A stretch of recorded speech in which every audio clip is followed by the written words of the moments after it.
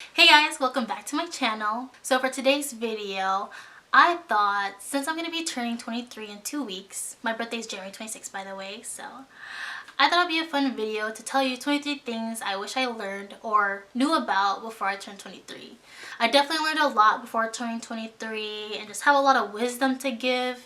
I don't think I'm like super wise by any means. It's just things I wish I knew about and I just want to tell y'all and just hope this will help you all out and like give you all some insights on your future. This is gonna be a pretty long video. I talk a lot and I have like a short story for like almost every point. So just sit back, relax, drink some coffee, eat some food, just play this when you're like getting ready or something, and it'll be a fun video because I'm excited. So got a little list of things right here in my journal. So the first thing I put is how to take care of my skin. I lived my whole life thinking I knew how to take care of my skin. Even back when I was like really into beauty stuff, I thought I had a pretty decent skincare. I was just using like Neutrogena, Clean and Clear, all the drugstore brands, but not actually knowing what ingredients or chemicals I'm putting on my face. Because little did I know that skincare products can cause lasting damage. Like even if it feels good, like the first couple of times you use it, it makes you feel great like the first couple of days. Like over time my skin would get more oily or more dry. I'm pretty sure I compromised my skin barrier for a minute. Luckily I repaired it by looking into more skincare stuff. And I think during quarantine everybody just got into skincare because obviously we aren't going out. We're not putting on makeup, so we just want to take care of our skin and just like do whatever we can to like make our natural beauty be better. Also, TikTok had a lot of skincare stuff, and Skincare by Hiram, props to him for like honestly giving me all the advice I need and all the knowledge I have right now. And I use a lot of products that he recommends, and then I also did further research on things he would say because he always goes by chemicals and ingredients, and that's just something I never knew about. And now I know like what ingredients I look for in my skincare for my specific skin type. I wish I knew how to take care of my skin before 2023 because it would have saved me a lot of like insecurities and just like skin damages over time, but it's okay. Number 2 is check your car oil monthly. This is definitely a more practical one, and I put this because Jesus Christ, 2020 was a mess because my car was failing me. And I think that added on to like the stress I was feeling in 2020 because it's just so stressful having to deal with a car that's not reliable. And so I just remember one time me and Corbin, my boyfriend, we were driving back home from the mall and my car just stopped working. Like it just wouldn't go, and we had no idea why. We were close to Walmart, so Cora went in to get car oil thinking like maybe it just needs some more oil. That didn't help, it wouldn't turn on, and so I had to tow my car from the mall to my apartment, and I had to pay a little bit of the fees because insurance doesn't cover like all the mileage, only like a certain amount. And so that's how my life was like for a couple months. Sometimes my car would turn on and sometimes it wouldn't, and when it wouldn't, I like don't know when it's gonna turn on again, so I had to tow it and like sometimes pay out of pocket. So it was honestly ridiculous. It wasn't until like one time we took it in and the person told me that my engine was just like completely ruined. I just remember getting the phone call and he was like, "Baby girl, it's not looking too good." And I was like, "Oh my god, what do you mean?" And he tried to explain it to me very simple because he knows I don't know anything about cars. Something about my timing chain just went out of whack, and then like my pistons started like the pistons weren't aligned, causing it to like ruin my engine, and then my whole engine was just gone. Luckily my dad handled all the finances for that because it's technically his car. It just sucked not having a reliable car for months. So going back to my point is that check your car oil monthly because I'm pretty sure it's my fault. I didn't check my car oil. I wasn't giving it the right care it needed because I just honestly just went and go and never checked a single thing on my car. And so now I know better and I have like a set date. I check my car fluids like every 15th of every month because now I'm like scared of that ever happening again. If you have a car, take care of it. Like don't be lazy and don't be scared of it because it's a thing that you need and you don't want it to like fail you out of nowhere. Next one is another practical point, is upgrading your laptop to a solid state drive. This is another thing that added on to my 2020 stress, and that was my laptop breaking down on me. It broke down on me the time I needed the most for a presentation. It just like wouldn't turn on. Like it would turn on and it would just show a black screen and would like go in and out. I could not even use it. So over quarantine, I had more time to like look into things and pick up hobbies. And so I figured, why not figure out how to fix my computer? And I figured out that it's really the hard drive that was having the most problems. So my laptop originally had a mechanical hard drive, and most laptops that are sold on the market use mechanical hard drives because I think it's just cheaper that way. But these hard drives only last for like 4 to 5 years. They're not the most reliable. They just last for a little bit, and I think it's just gives people an incentive to buy another laptop after they break down after a while. But a solid state drive, it runs faster, it holds a lot more storage, and it can last up to like 10 years from what I saw or like researched. So I unscrewed my whole bottom of the laptop and just like switched out my hard drives, and now it runs like super smoothly and so much better than it ever did before. And I'm so happy I figured that out. I should make a video on it, like a video for people who just don't know how to work on laptops, just how to change your hard drive, because that's a practical skill people should know how to do. And it's like, everybody has a laptop, you should know how to take care of it, just like a car. Number 4 is to live in the moment and don't fear that it'll end. I put this because oftentimes when I'm having fun or like traveling and going on a vacation, I fear that it's gonna end. I look forward to going to like a certain event or going to a vacation for like months, and then once I'm there I get sad because then I'm like already grieving the fact that's gonna be ending soon. But I shouldn't think that way, and I don't think anybody should think that way. It's good to just live in the moment and just enjoy what you have right now, because even though it's gonna end soon, that doesn't mean those memories aren't gonna be long lasting. You know, you're still gonna have the pictures, you're still gonna have the videos, you're still gonna have the memory from that time. So just because it ended doesn't mean it's not gonna be with you forever. So number 5 is a little more serious, or a lot more serious. This is kind of reflective of how my 2020 went, and it's how to grieve. Grieving has been really hard for me in 2020 because I never really had to go through a loss that's been like really close to me. I've been to my fair share of funerals with like relatives, like distant relatives, but I was never really close with them. But in 2020 is when I seen like people who I would like see all the time, and like even my dog, like my very first dog of 9 years died in 2020, and it was really hard for me and my family. Whew. Okay. And it was just really hard for me to handle because I just could not stop crying, and like it was just a difficult time because I just didn't know how to grieve death. And I've never been really good with death because I never had to experience it so much all at once. I wish I knew how to grieve before turning 23 because it would have definitely helped my coping better. I wouldn't be so negative and sad all the time, and I probably would have like known like who to talk to, and like that I should be talking to people to help cope with this. Instead, I was just internalizing everything and just crying on my own in my own room, and just in the daytime I'll just pretend like everything's okay.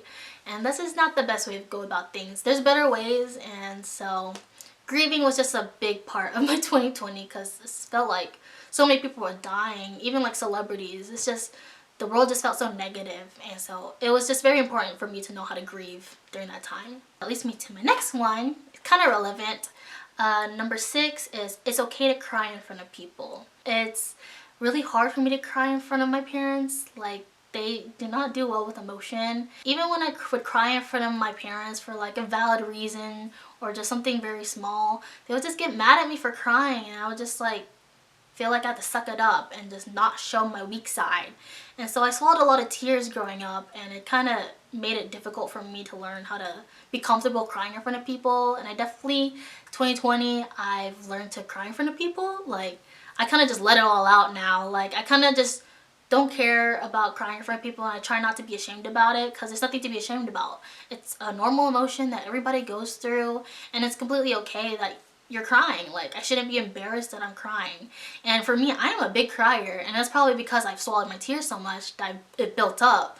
But I shouldn't be ashamed of doing that, and so it's okay to just let it all out because I'm sure people will just understand your emotion, because it's better to just let it out than keep it all in. So next one, number 7, is how to write a cover letter. I don't know why in high school and college I never learned. Like, nobody taught me. I never had a class that taught me, and this is something very important because it it's required for grad school. It's required for like a lot of jobs and careers. I highly recommend learning how to write a cover letter if you don't know already. It's really not that hard. It's pretty simple. And it's just important because it's like the first time a recruiter will see your personality and like get a feel for who you are prior to your interview, or if you get your interview. It's good to translate who you are and also kind of suck up a little bit to the company so that you can like have a higher chance of getting that job, because the job market right now is kind of tough. So we'll see how that goes for me. Next one is imposter syndrome. Another serious point. I put this down because I honestly did not know what imposter syndrome was before 2023. I don't know if it's something that can be self-diagnosed or anything, but it really does feel like I have it. Pretty much it's just like you feel like you're an imposter in your own skin. Like, I think it affects a lot of people who have been high achieving in high school, and then you go into college and everybody else feels like they're so much smarter than you, and so you feel imposter. Like, why am I here among these smart people? Like, I don't deserve to be here. Especially going to grad school was harder because everybody's so much older than me in my classes, and they have more life that they live. So I'm like, why am I in the same class with these people? I don't even know anything I'm talking about. But in the end, everybody doesn't know, and like what you say is valid, and like how you live your life is valid. Imposter syndrome can be really deteriorating on people's mental health, and it's better to know if you have it or not so that there's a name for it, because I didn't know there was a name for how I was feeling. And now that I do, it's easier to research on like how to cope with that and how to like change my mind and redirect how I'm feeling, just so I can be more healthy about my outlook on life and like myself as a person and my successes. Next is love languages. Love languages is highly important, especially if you have a significant other. To be completely transparent with you, me and Corbin, we've been together 5 years, but we've broken up like 3 times. We're each other's first boyfriend and girlfriend, but even though we're each other's like first and only boyfriend girlfriend, I feel like I've been in like 3 relationships just by being with him because of those breakups. Because every single time we got back together, we were like a whole nother person. We changed so much every time we like got back together. I feel like if we knew each other's love languages prior, like if we knew it early on in high school, it probably would have prevented a lot of those breakups, honestly. And we just had the hardest time communicating with each other and like showing each other our love because our love languages are so different. So for like my top 2 is acts of services and receiving gifts. And Corbin is like quality time, words of affirmation, and physical touch. And that could not be more opposite of me because those are like my bottom. Like, I do enjoy those things, but not as much as like acts of services, for instance. Communicating with love is really difficult, especially have very different love languages.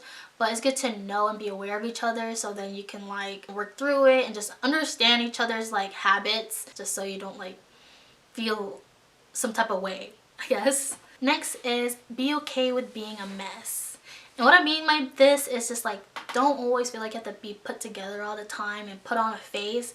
I'm always somebody that always has to have things planned and organized. Sometimes it's okay to just be messy and just like have things disheveled. And I feel like the only reason why I'm so organized is because in reality, I am just a big old mess inside. Like, my brain just goes constantly. Like, I'm always thinking and I have to write it down and list them out. But sometimes that's just okay to let your mind run free. Next is how to cook.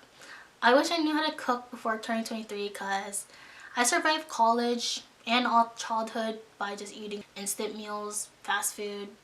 And it wasn't until this year, now that I have more time and like I was in grad school, got into cooking. I used to like despise cooking because I just thought it's just a waste of food. Like, I don't eat that much, so then everything's just gonna spoil anyways. But in reality, you can just eat your leftovers and it's like a good meal, and like you know what you're putting into the food, so that way you know what you're putting into your body. What helped me a lot was HelloFresh. This is not an ad, sadly, because I do love HelloFresh. But HelloFresh was a good stepping stone for me to get into cooking because I used to have such a negative connotation on cooking. But then HelloFresh kind of changed that because it just made it so easy. Kind of gave me more knowledge on how to cook and just like more of like the habit of cooking. And now I really like cooking. It's really fun for me, and now I like want to play around with more recipes and whatnot. Next is join Greek life. This is not a recruitment video, but it might as well be. So I mentioned in my last video that I chartered a sorority. And so the story behind that is that I chartered a sorority with 6 other line sisters, and we chartered the first Asian interest sorority in my college. And that was a very big deal. Like, it's kind of historical, honestly. It's really cool. I wish I joined Greek life, or at least knew about it before 2023, because I never really looked into Greek life. Like, my college was very big flagship school, had huge sororities and fraternities like the Panhellenic and like Interfraternity Council, but I didn't know there was like other councils. And so I did not know there was a multicultural Greek council. And me being like, I love like culture and like being in touch with it, I didn't know there was the option to like charter a sorority, charter an Asian interest sorority at that. Joining the Greek life is like really cool. It's like a whole nother culture in itself. I feel like it really gave me sisters and friends for like life and just like a lot more connections. But obviously I survived college without being in Greek life because I joined my very last semester. So there's like, if that's not the option for you, then that's okay.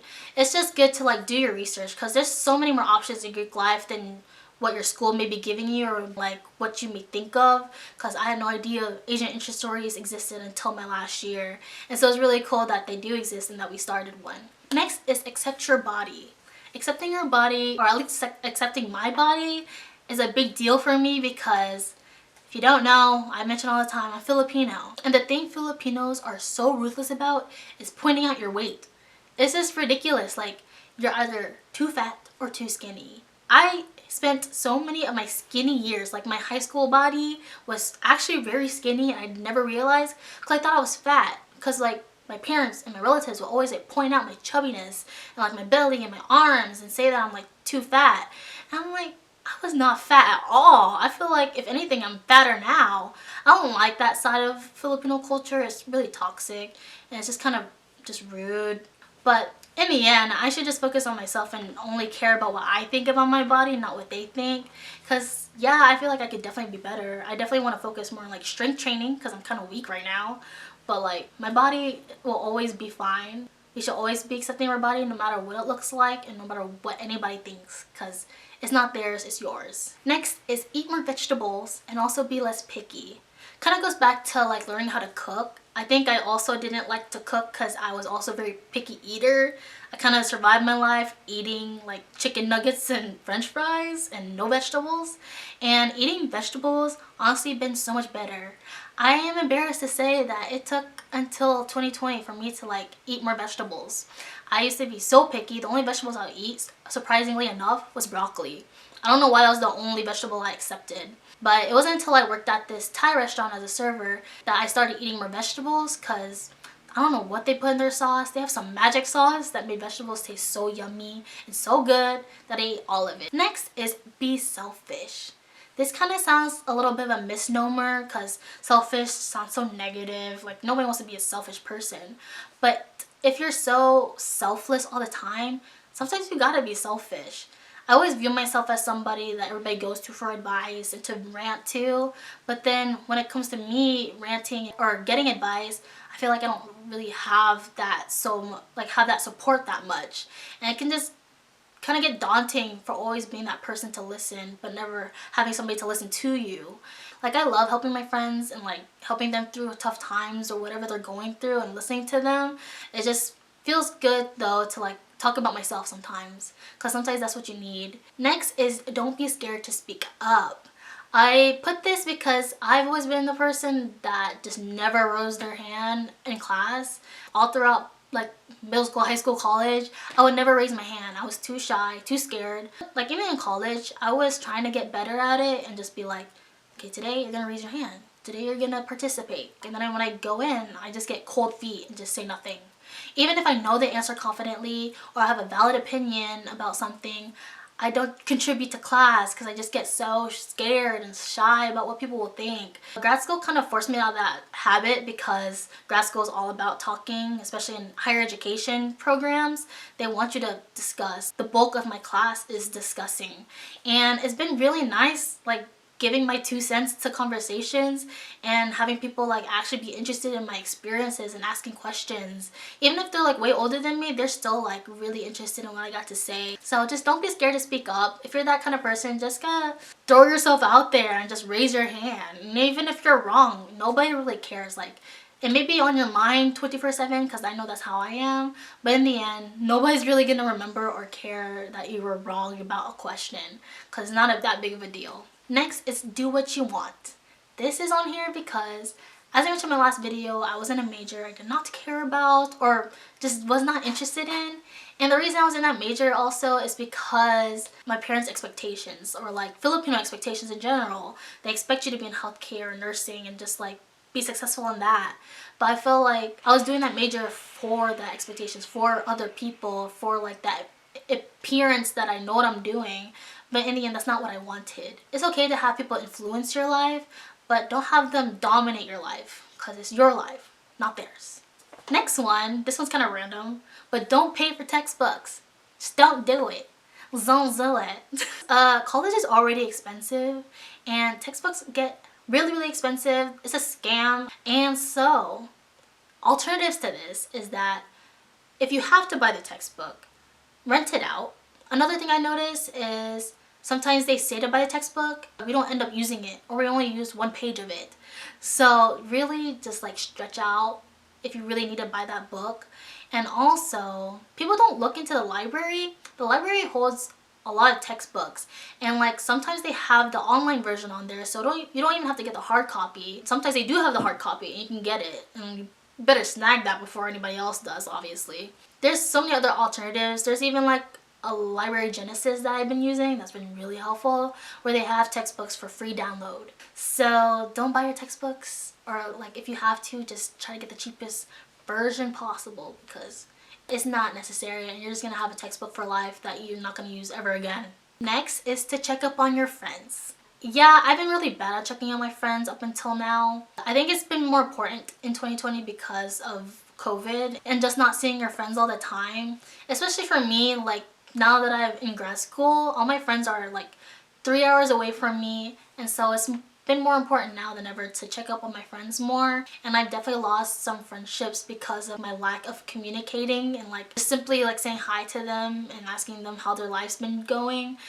But now than ever, it's more important to treat my friendships like I do my relationship. Just put more effort into talking to them. Next is, it's okay to not always be working. This is another point that's been kind of uncovered during quarantine. A lot of people face unemployment or just like felt like they've been so stagnant during quarantine and they just need to be working constantly and felt guilty about it. I know I felt guilty for not working 24/7. I just realized it's okay to be lazy. It's okay to just relax and just take time off. You know, like I've spent a lot of my undergrad years just constantly working 24/7, that like quarantine was my time to just relax and just have downtime for myself and be selfish. It's okay to not always be working, because you don't always have to have a side hustle. You don't always have to compare your successes with other people and see like, oh, they're working all the time, I need to get to that level. Oh, they're like the same age as me and I'm still right here in this like position. Like that's okay. Like everybody moves at their own pace, obviously, and if they always want to be working, that's okay. But for me, I know it's okay to just be lazy. I love being lazy and doing nothing and just watch Netflix shows and movies. As I said, do what you want, be selfish, all the other points I've said in the past. Next, I put Eleanor Roosevelt quote. I'm pretty sure I know it by heart now. So the quote goes, "Nobody can make you feel inferior without your consent." This quote really resonated with me. During undergrad, I definitely met my fair share of people who just deteriorated my self-confidence, especially as a leader. And it was really hard on me because they were just critiquing me without the constructiveness. They were just honestly criticizing me just to criticize me, or just because they just felt insecure about their own leadership skills. I don't know. But it really got to me because it was the first time I ever had to face that. And I really felt inferior. I felt so low. I felt so small. And I felt like I just wasn't good enough. It kind of just fed into my imposter syndrome more. This quote really kind of helped me. It didn't help me out of it because I learned about it after the fact.